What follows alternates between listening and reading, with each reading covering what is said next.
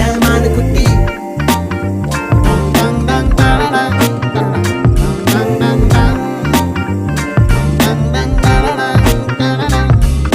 அடுத்தென்ன கலவரம் உண்டாகிடுமோ உள்ள அணுக்களில் கலப்படம் என்றாகிடுமோ